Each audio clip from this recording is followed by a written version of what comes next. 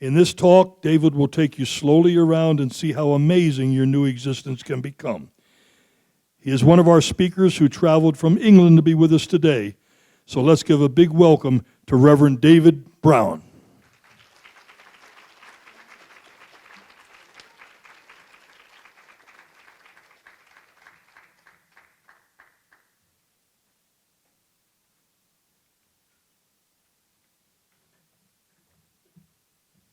I wonder if I could ask you to raise your hand if you have lost a loved one through death or so-called death. I think it's almost everybody in the room. And so this thing that we call grief connects us all. We're not divided by it, we're actually connected by it. Grief is inevitable for everybody, whether it's the loss of a pet, rabbit, budgerigar, a husband, wife, mother, father, sibling. All mankind, all human beings will face this experience at some stage in their life. It unites us all. It's inevitable, but our response to it either traps us and defines us, or else we use it to transform us and transform our lives.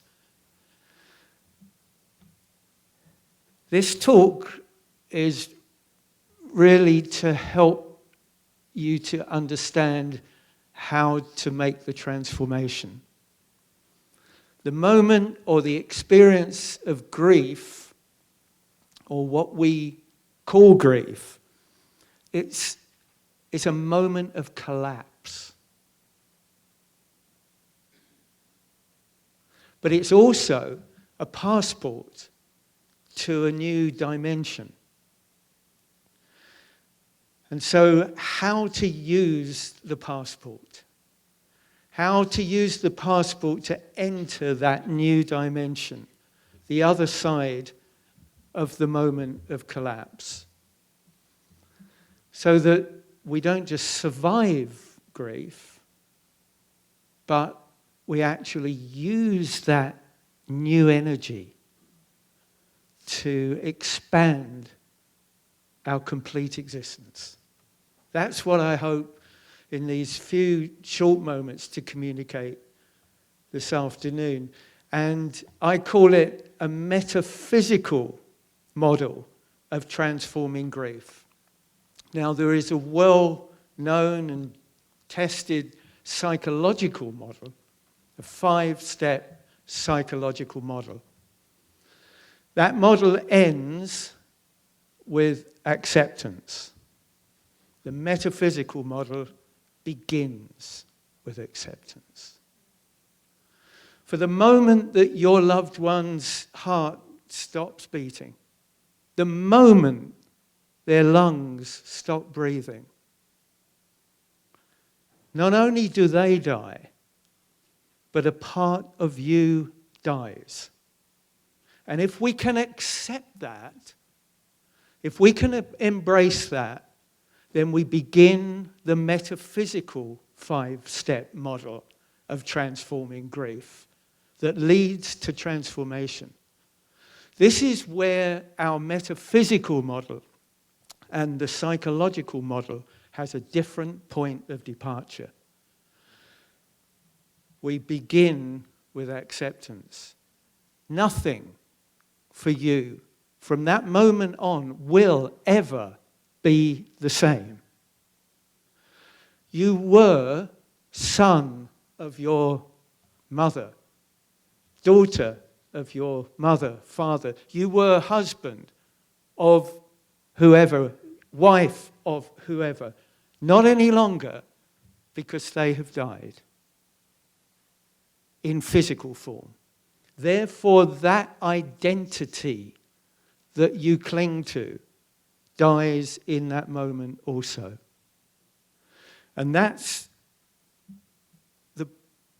the point of what I would call voluntary death.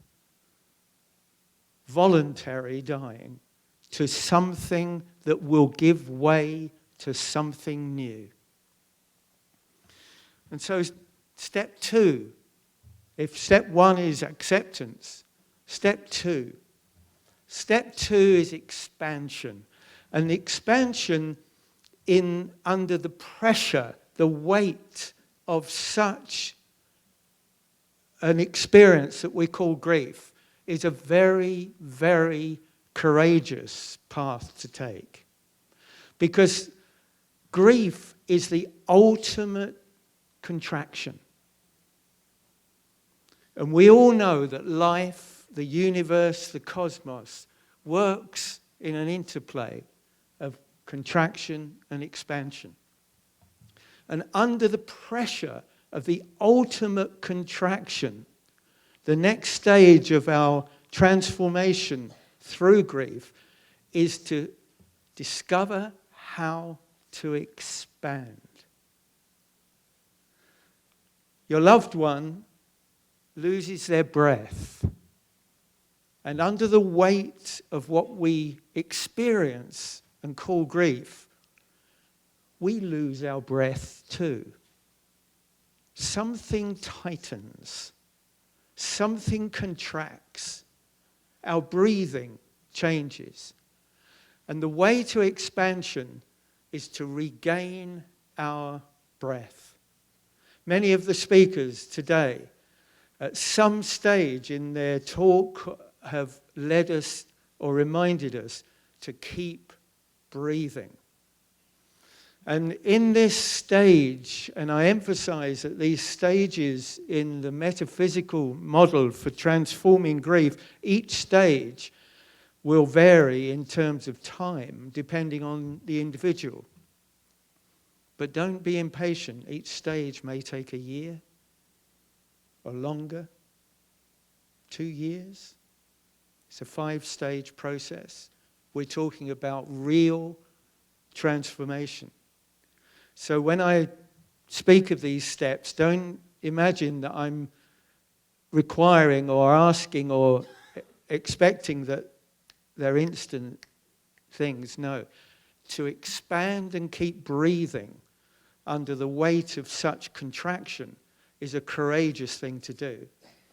It's almost like when the waves of grief hit you, you need to recognize it, stop all your activity, sit down, go inward, and say to grief, come on, I'm ready for you.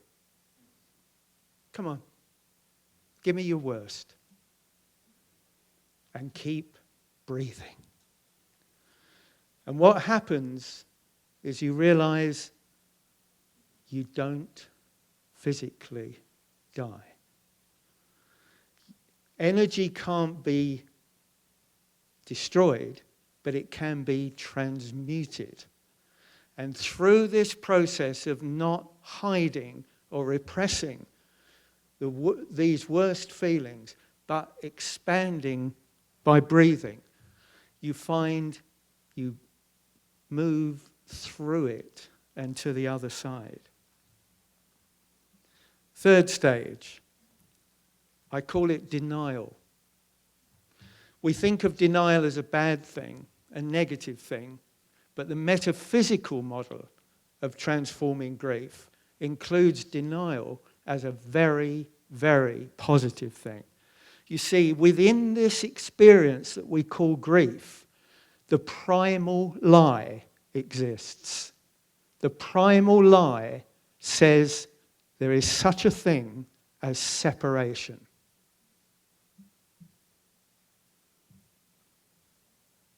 And the metaphysical denial is to deny the lie. If we can affirm there is no death, there is no death. Death is an illusion. It is nothing at all. Then it's a painful illusion. but an illusion nevertheless. And in the stage which I call denial, it's really affirmation. And we're all familiar with that. But it's courageous affirmation under the pressure of grief. Fourth stage, I call this dialogue and inquiry. At this stage, you're ready to let go of all former belief. There is no teaching on the earth, including the wonderful teaching we all live by. There is nothing that answers every question about death, dying, transition, life after death. What we must do is to expand our beliefs. Even dear Dr. Masters, I'm sure after transition, was amazed of just how incredible life beyond life can actually be. So let go of former beliefs and start inquiring. Become like a baby again in a giant cosmos. Dare to go beyond what we have been taught, what we have been shown, because whatever you've been taught won't be enough. How do we find the answers? Begin to dialogue with those you cannot see. Dialogue with the unseen, because they will answer every single question that you have. Or the most common question amongst those that have lost a loved one is, where are they now? Are they okay? How are they? Ask the unseen. If you want to know what they are experiencing, don't look for answers in those you can see. Dialogue with those you can't see. Stage 5. After all of this work, and I emphasize once again, it will take time, and it will take time that is appropriate for you and your situation. Nobody else's. But by this stage, stage 5 of the metaphysical model for transforming grief, you'll realize that it's time to live life beyond fear. Life beyond fear. Life with no fear. Your greatest fear has happened. What is there now to fear? You've survived the ultimate contraction. You've stayed breathing when everything about you tells you that you cannot endure any longer. You've affirmed with the cosmos there is no death. You've dialogued and found the answers that satisfy you in the very deepest parts of your soul. Now, what has happened is you begin to realize, as your life is now transformed, I have no fear. It takes time, because something tells you, well, surely you must have. No, you don't have. There is life beyond fear, because when you lose the fear of grief, you lose the fear of death. You lose the fear of death, and life presents itself to you beyond fear. That's the transformation that the experience of grief can actually provide for you.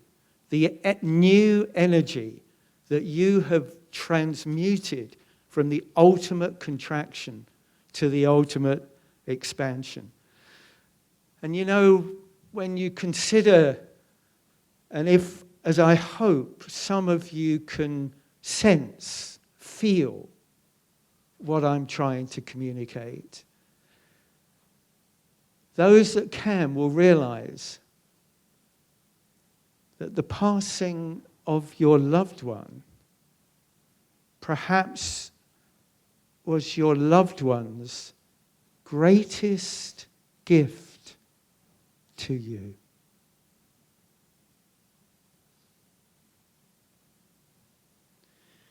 How I'd like to finish is just to mention a little book that is here. And I've brought 10 from England. I couldn't bring any more because of the weight restrictions. But I would like to give these 10 books away to you. There's no charge for them. But I'd like 10 of you that need them the most to be the ones that have them. You'll know who you are. And it's a book full of messages that came to me out of meditation in the months and first couple of years following my wife's death. And I began one day as I was meditating and trying to apply my own lessons here.